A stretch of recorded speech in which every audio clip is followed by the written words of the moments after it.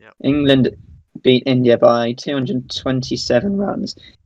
I mean, that was a pretty crushing win, to be honest. As an England fan, well, there's nothing to be upset about. Pretty much all of our players contributed in some way, other than pretty much Dan Lawrence. Like all other 10, we dominated every day, bowled better, batted better, and fielded better. It's just a great win for the team. So that's sad. But like, what are your thoughts on it? Well, firstly, I'd say like obviously very well played from England. Didn't expect it. We knew coming into this, we thought that Root would do well, in good form and things like that. But I will say that I think that even if you take away Root's double hundred, which we can't take it away, but if you do, I still think there was some really good performances by the other batsmen as well. Sibley and Stokes both getting in the 80s, so I feel like it wasn't just like they weren't just carried by Root. I feel like others put in a good shift as well. So I think all round good performance from them, but not so much from us. I mean, Slab, you say that, but I think if Root doesn't get that double ton, then Stokes and Sibley don't have, the platform to go on and get their 80s. Because Root's, he's that rock that'll just stay there the entire day, and you can sort of do what you want because he'll score at a fair nick as well.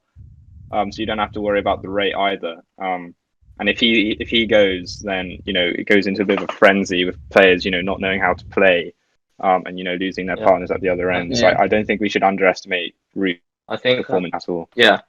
What we have to remember from that knock is that the situation he came into when England had lost 2 quick wickets, and there was a bit of a feeling of there may be a collapse there.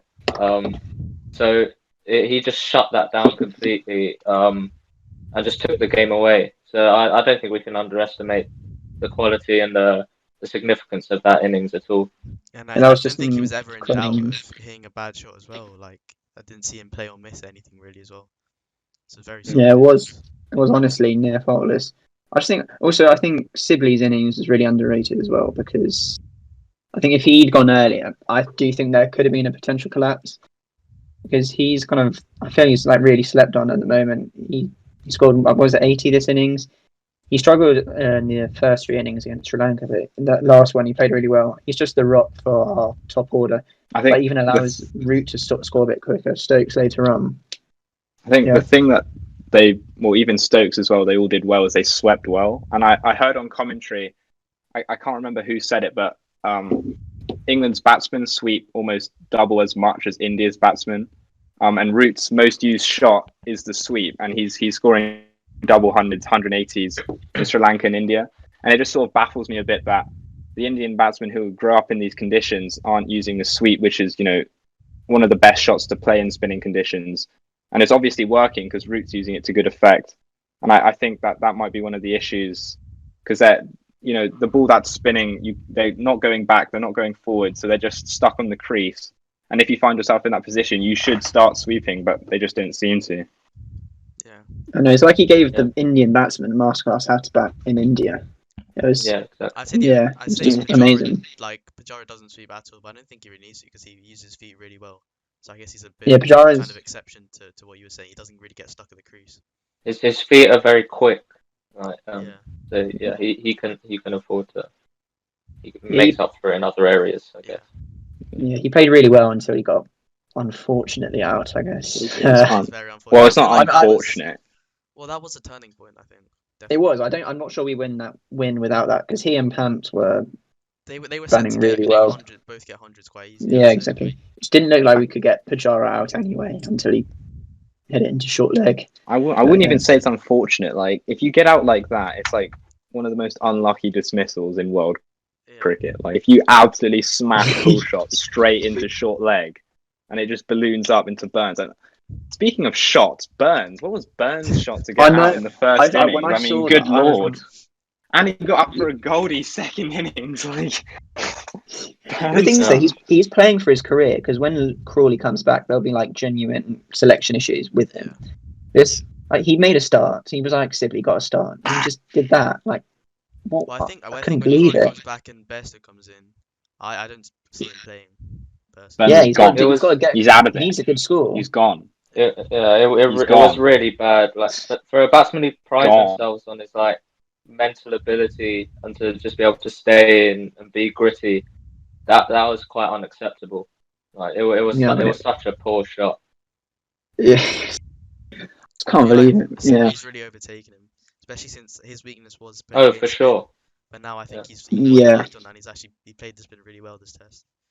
Yeah, but do you know what's actually unfortunate? I'm pretty sure that my mum is Burns in. I mean, like, is she mad? I was thinking about it. I spoke to her and she was Burns in, and I just couldn't believe it. It's Burns out all the way. Just my All right, opinion. let's move on Yeah. because that was just that's just abysmal. Also, you have to say That was on quality that TV. first day, in particular, Nadeem and Sundar were dishing up just free runs. Literal Those bad two in bowling, particular. The commentators seem to think Ashwin is bowling well. I didn't quite see it like that. I thought he know, was I giving was a a few bit- freebies as well. The seamers were good, actually. Them- Ishant in particular. Ishant Yeah, deserved a he lot was on better. it. Yeah, and his Yeah. plans were really good. His experience really showed. He was trying stuff when there was nothing really happening for him. And that showed really well. Obviously, he reached Yeah. a milestone in that test, which was 300 wickets. good. Nice to see. He deserved that in that test. Yeah, he's really Speaking of turned his career around. Yeah. Speaking of the bowlers, bowlers are only as good as their fielders, because of the catching. And for Rohit Sharma to drop a catch like that off Washington Sundar, it's almost as if Kohli should just like kick him out the team at that point. Like, it was so bad. Like, It Kohli was- should have a word. Like, I don't know, but it was proper like fourth team cricket. But You're what out really, the team for really it. got me was how much he was laughing about it afterwards. Yeah, when he was laughing, I mean, That's what just is he unacceptable, doing? really. I mean, it gives me flashbacks of like under 15 A team versus Habs and a certain Yeah. Sabrish Ganesh. But like, Yeah, but I mean, the To Rohit be drop fair, was I didn't laugh genuinely though. worse. I didn't laugh about that. I'd almost say Rohit's drop is worse. Like, It almost. was. It was like, do you Yeah, remember I that think Denny it was drop against worse. New Zealand? It was worse. Yeah, this one was worse. This was Yeah, I worse than. know. Wait, are we talking about Denley? Well, both of Nah, them. They were Rohit's is both. worse. I mean, just Yeah. Rohit's was probably the worst drop I've ever seen. When you're toiling away for 190 overs in the field, Yeah, I mean, and the it guy's wasn't. the Who guy's did- wicketless, Sunder's wicketless, and Things. he's I felt so bad for. I feel so bad for Sundar because he's the new guy in the team. He's not about to start abusing Rohit in the field. I mean, Yeah, he Had came it- over had to it been hug him and all of that. had it been like co-bowling, Rohit would have got absolutely destroyed. Like, Yeah. I'm convinced Kohli would have absolutely roasted Yeah, if it. Sundar was But- the one who dropped it, it would have been. If Sundar was the one who dropped it, it's game over. Like, I'm almost certain he wouldn't be playing in this next test. I think what let us down Like- overall in the whole test was our support spinners, because I mean Ashwin, he didn't bowl amazingly, but especially in the second innings he was very good. He did pick up 6 wickets. So I think Nadeem and Sundar just didn't provide enough in that first innings. But I will say it was a toss. It was the toss to win, because those first 2 days there was absolutely nothing for the bowlers. It's so clear how big a hit Jadeja is. Like, he's such Yeah, an yeah. important player.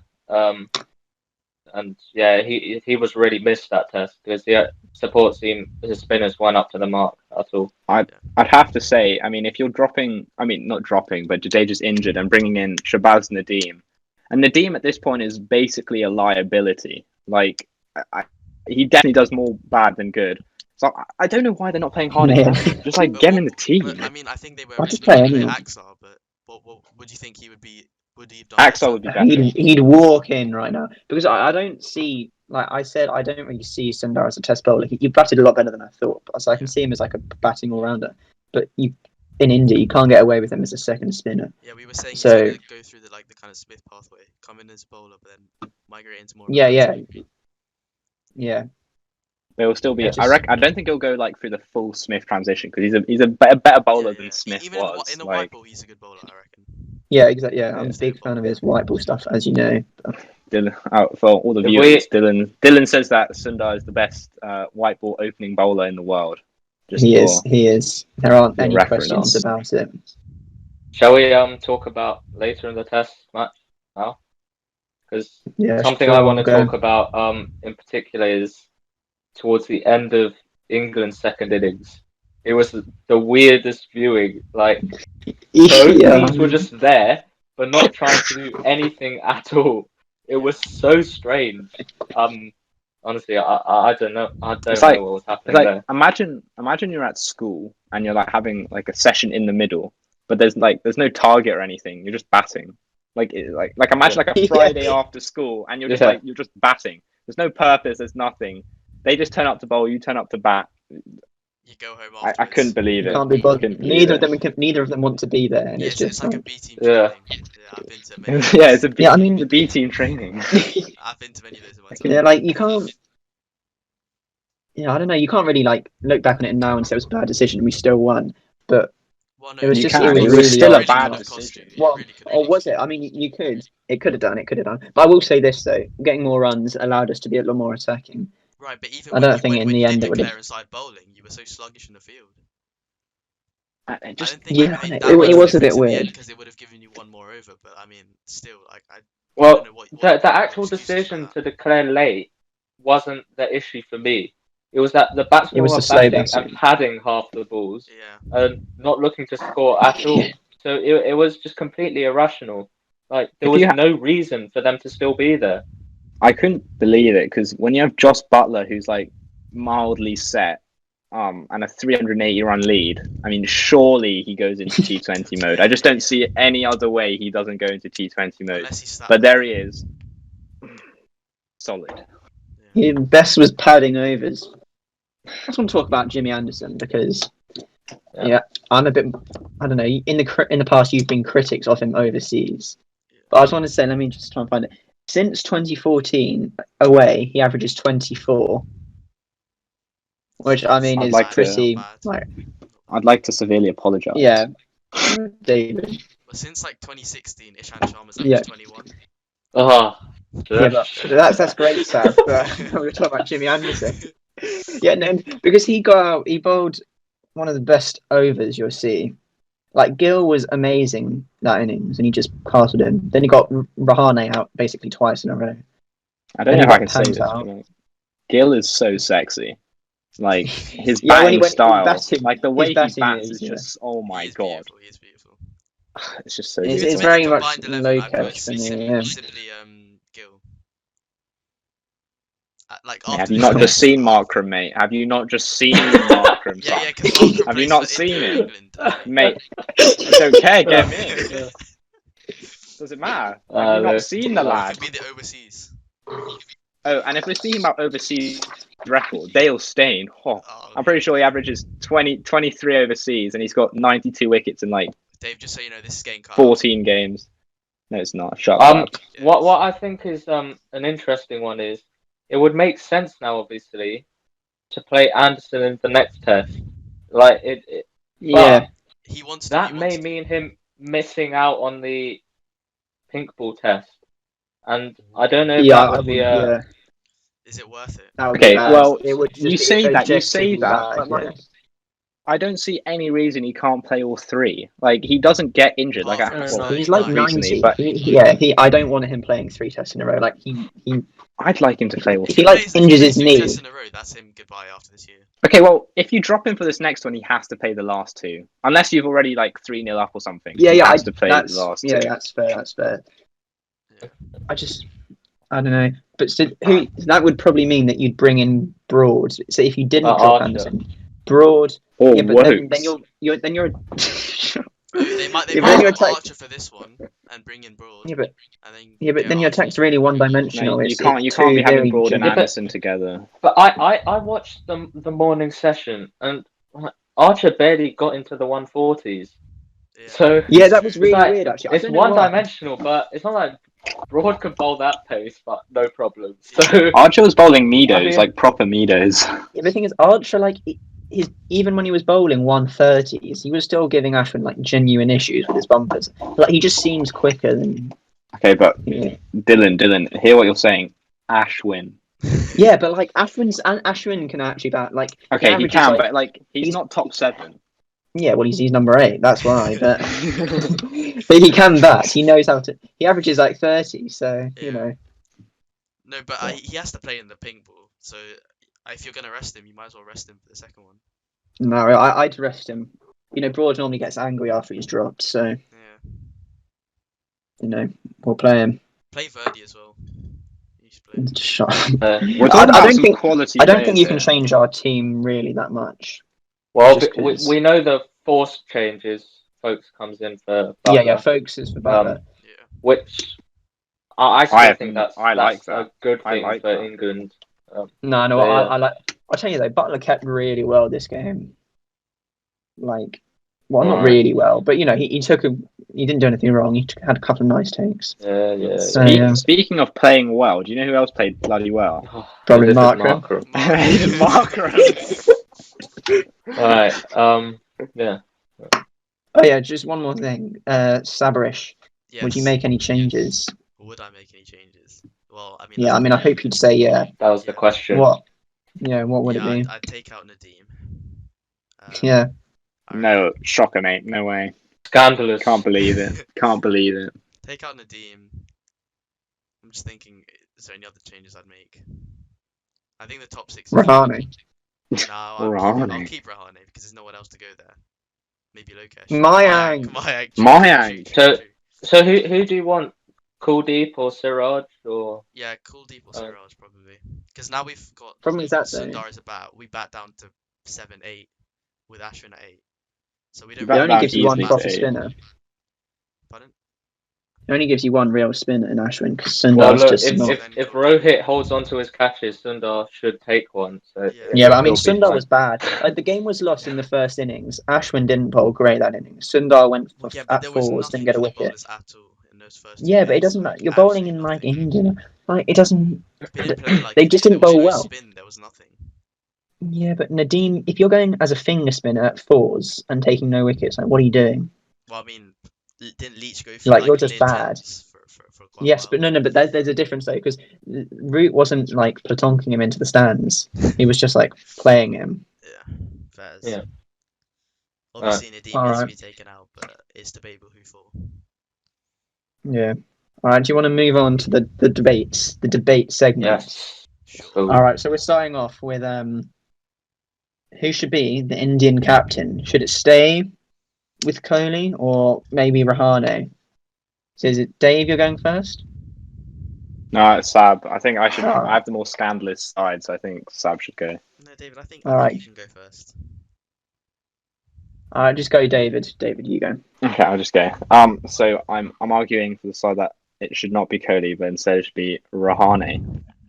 Now, I'll say an issue with my argument before I get into the why it's good. The only issue I can think of is that Rahane, he's a bit rubbish as a batsman. Like let's be honest, it's a bit rubbish. Yeah. But since he is obviously going to play for the foreseeable future, he's the best captain in the India team. We saw that quite clearly in the Australia Test match series.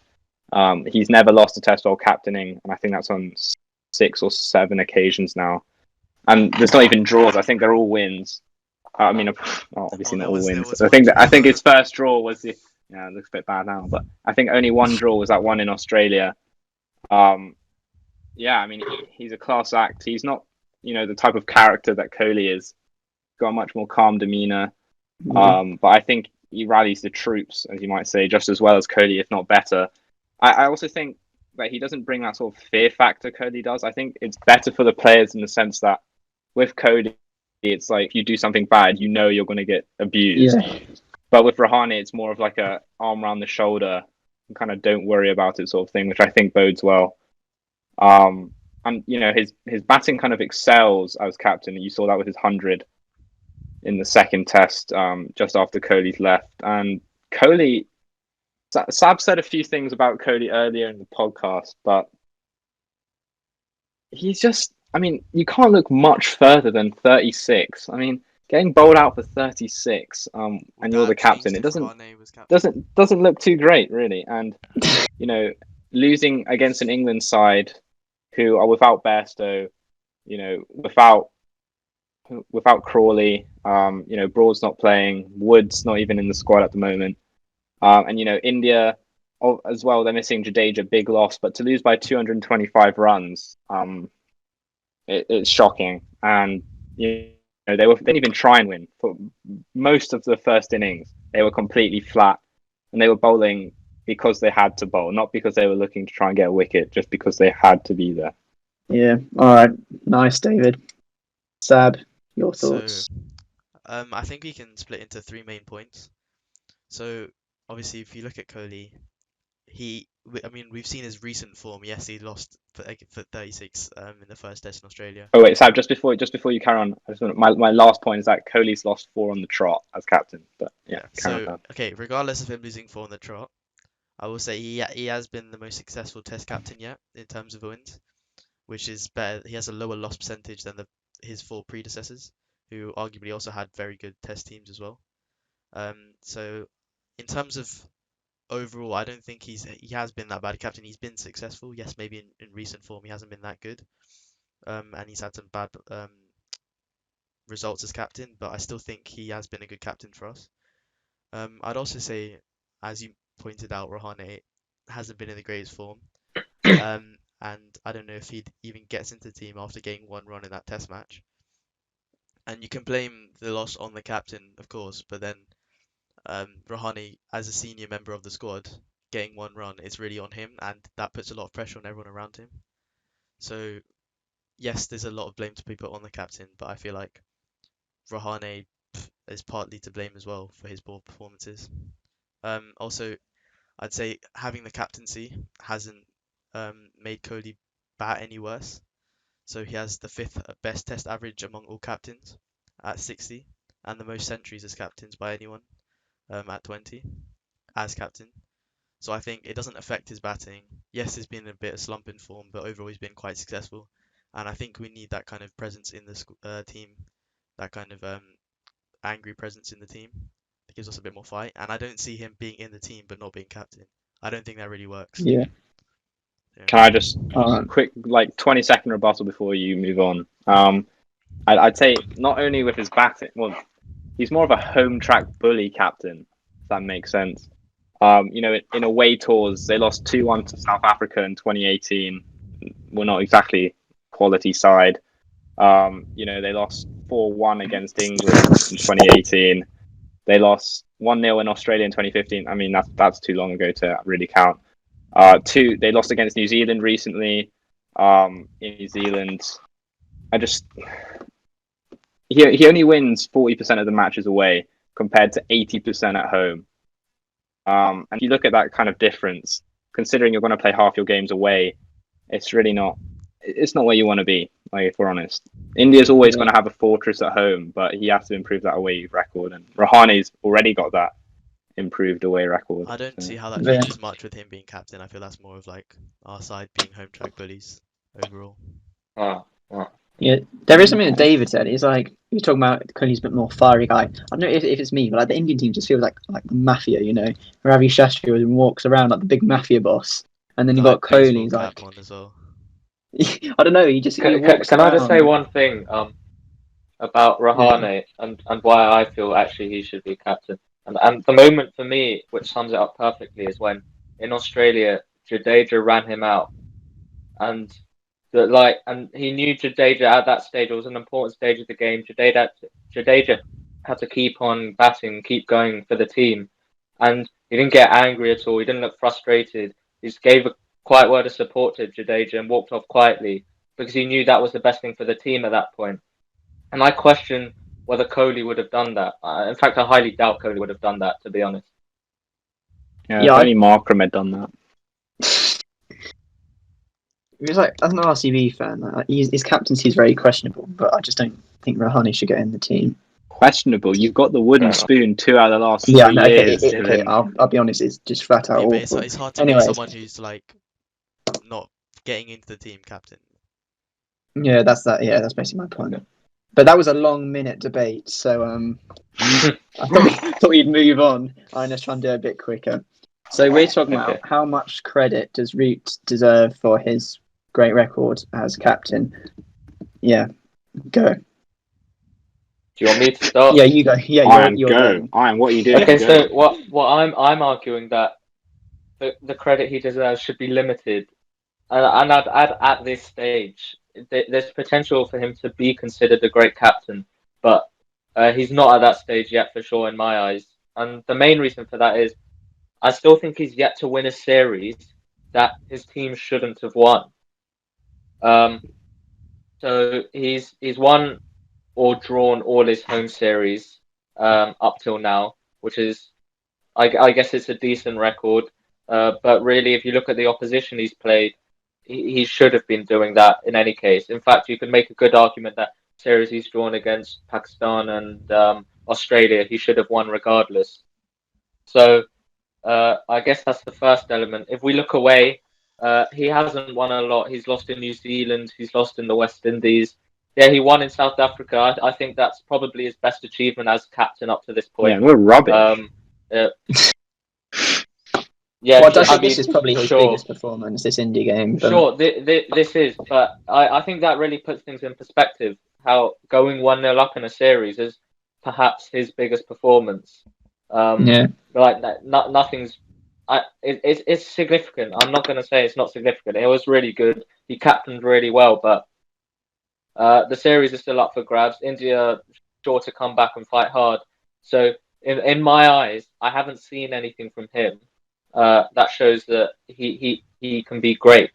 He's never won against the odds. It's the basic point. Yeah, all right, fair enough. I think if we can at least draw this or even win this series, he'll definitely go up there, just cement it.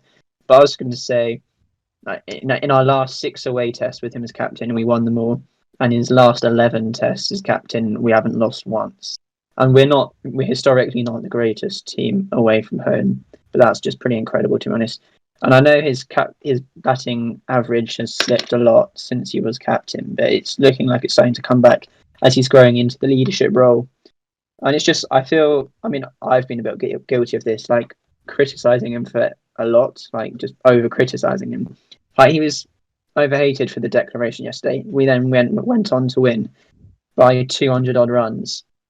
So yeah, I don't know. He should not be given any hate for that. We won big against a very good team, and we won largely in part because of him. So right. Yeah, Dylan, can I just ask you a question? You can, David. You say he's his batting is he's grown into it. He's growing into his captaincy role, and his batting's starting to show that. Yeah, but he took the captaincy in 2017, Dylan. I mean, it's been 3.5 years. He's a slow he should learner. Have grown into it by now. He's a slow learner. But also, it's really strange because to me, until I realised the record, him becoming England's most experienced captain, he was just like a new captain still. It was so odd to me. I think it's because with Alistair Cook previously, we kind of grew up watching him. So it might have felt longer. It might have felt like he was always the captain, but Root always seemed like the new guy. It's quite strange. I don't know. But he's England's more tied for most wins by any captain with Vaughan. He's got a better win percentage than Vaughan. It's just, especially as I said, if we even gets a draw out of this series, I think that would really cement him as an all-time great. What I will say is, for him to be considered on the level with Vaughan, I personally still think he needs to win an Ashes series. Yeah, that's fair. Vaughan was able to do. Obviously, he's lost one, drawn one. I think is the record he has.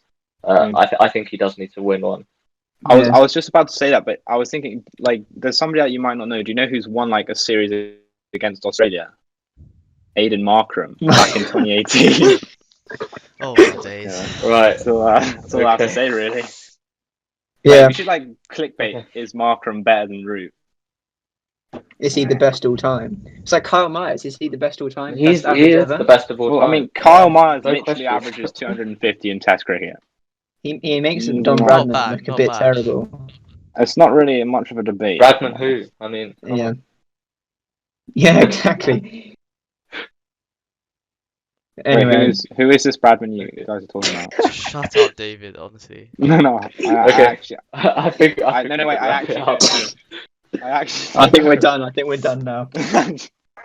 All right. Well, thanks everyone for listening again. Bradman, Aidan Markram. Sure. David, just let him do the outro. Yeah, let me finish, David. Let me talk. Sorry. Yeah. So, as I was saying, and before I was rudely interrupted, thanks for listening, everyone. Hope you enjoyed. We're going to probably be doing another shorter podcast we'll put it out on the weekend about the upcoming IPL auction. Why are you writing Markram? It was Markram GOAT. just for the viewers. Guys, we've got a Wrap it up. Yeah. Good. Wrap Okay. it up. Yeah. So once again, thanks everyone for listening. Hope you enjoyed. It's been a pleasure to make it. We're going to make another episode on the IPL auction. We'll probably put that out on the weekends. So we changed the layout a bit of it. Last week we just posted the full thing on YouTube. This week we're going to split up the main podcast, which we'll be putting on Spotify and stuff like that. We're going to split that up into smaller sections, which we'll put on YouTube for you to watch individually. So if you want to listen to the whole thing, go over to Spotify and check it out. If you're listening on Spotify, then go to the YouTube and remember to follow the socials.